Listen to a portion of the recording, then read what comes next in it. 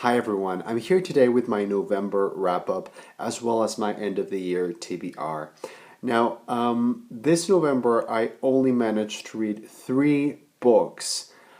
One of them was quite long and took me a great chunk of the month to read, but still, I've been reading an average of 6 to 8 books every month this year. So having read only 3 is kind of a disappointment. For some reason or another, November just has been the slowest reading month this year so far. And well, I'm planning to make up for this on December. Now, December is the month in which I get my holiday break. I work at a school, and so we get, the usual Christmas break, holiday vacations. So, December and the first week of January is when I really get a lot of reading done. I remember last year when I had this period of vacation, I managed to read, I think, a little over 10 or 11 books. And yes, some of them were very short, like young adult, lyrical, fun type reads. But still, 10 or 11 books is quite a lot for just one month. So I know that December is going to be the month in which I'm going to crunch a lot of books and really just devour them voraciously. So I'm kind of hoping that I will still reach my Goodreads goal, which is 100 books for 2015. But let's not get ahead. Let's get started with the 3 books that I actually did read in the month of November. So the first book that I read this month was Crabat and the Legend of the Satanic Meal by Ottfried Preußler. This is a German fantasy, very dark fantasy, young adult book, I guess you could call it. It follows Crabat, like 12, 13 something year old boy who is very poor. He is pretty much begging for money or tricking people in order to get money and food, and then one day he starts having these dreams that lead him to this really strange, mysterious mill where these people live, and there's a lot of mystery going on. He eventually discovers that this is not just a mill, but a school of dark magic, and some adventures ensue, and I enjoyed this book overall, but I was kind of disappointed. I remember I watched the movie like many years ago, and I honestly don't remember a lot from the movie, but I remember that the movie was a lot more interesting and had a little bit more of a wow factor. I did love some parts of this book, but I think it could have been a lot shorter. I think it could have been synthesized a little bit more, and it would have just made it better. So I liked it, didn't love it. I gave it 3 stars. Then I started reading 2 collections of short stories, which I am now currently reading simultaneously, and I'm still halfway through both. The first one of which is The Elephant Vanishes by Haruki Murakami, and the second one is El Espejo en el Espejo, which would translate to The Mirror in the Mirror by Michael Ende, and I'm still not finished with these. But one that I did manage to read was The Slipper and the Spindle by Neil Gaiman, illustrated by Chris Riddell.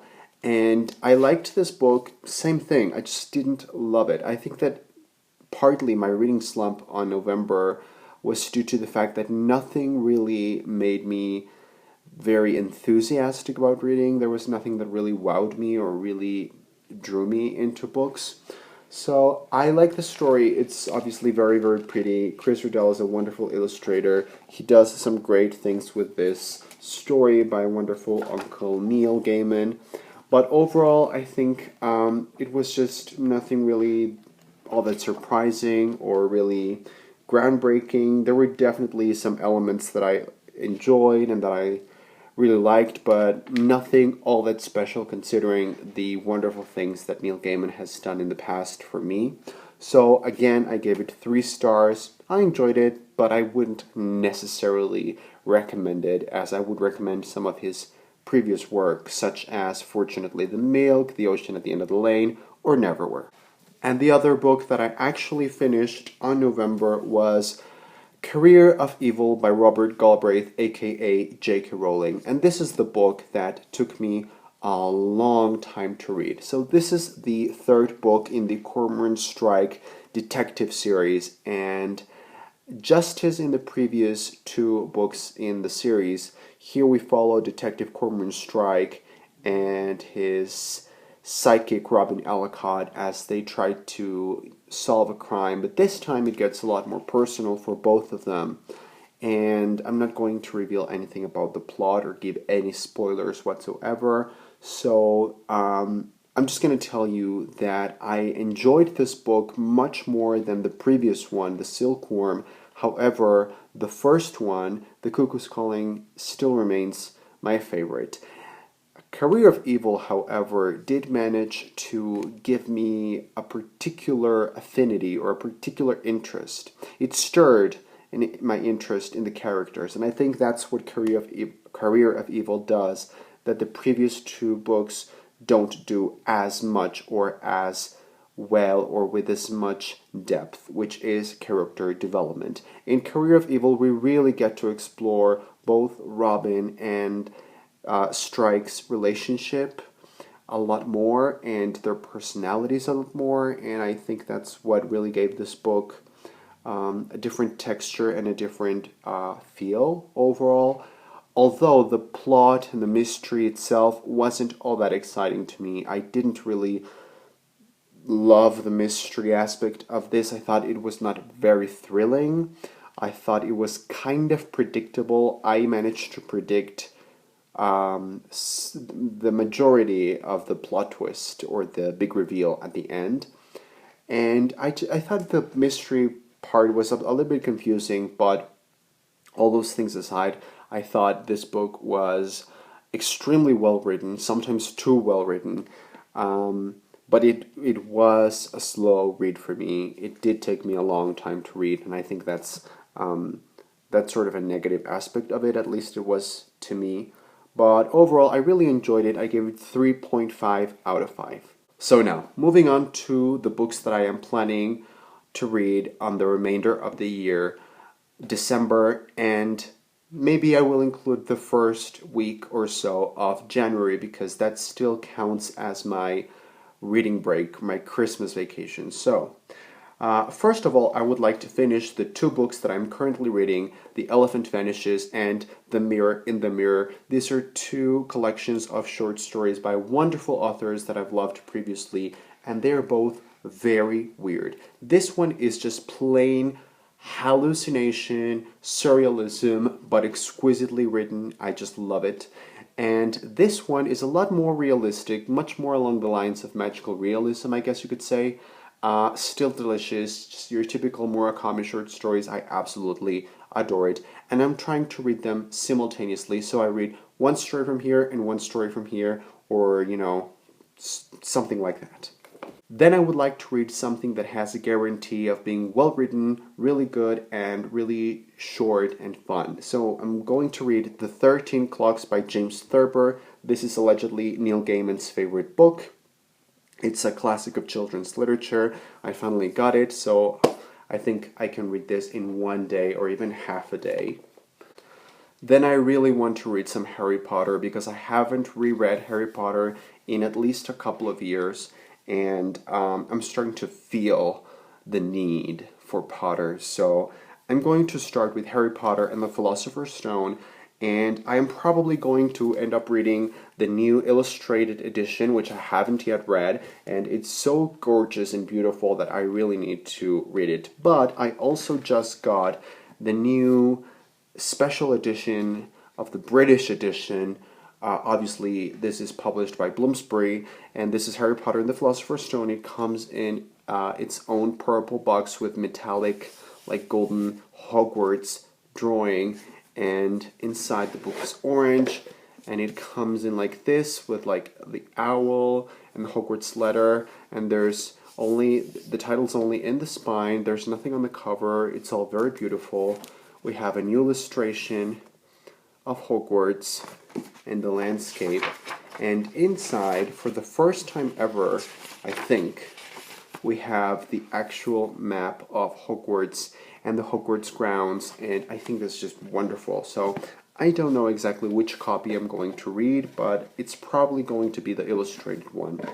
Then I'm planning to read A Little Life by Hannah Yanagihara. I've been dying to read this book ever since I started hearing all the wonderful things about it. I know it's a book that I really need to read over like a very, very, very, very focused time. So I'm not going to read it now. I have to wait until I have absolutely nothing else to do except read.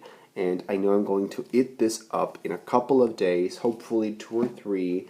And I'm really excited to see what the fuzz is all about.